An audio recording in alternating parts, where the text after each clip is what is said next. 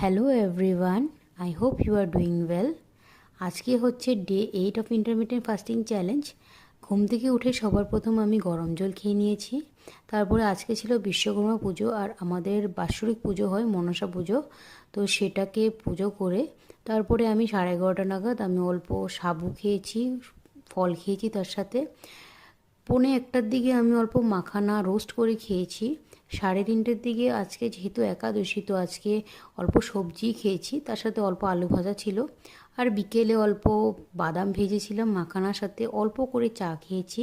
তারপরে আমি আজকে যেহেতু এক্সারসাইজ করতে পারিনি, তো আজকে আমি 6,000-এর মতন স্টেপস কমপ্লিট করেছি। তারপরে রাতের বেলা আমি সেম ওই সবজিটাই খেয়েছি, আজকে অন্য দানা খেতে পারিনি।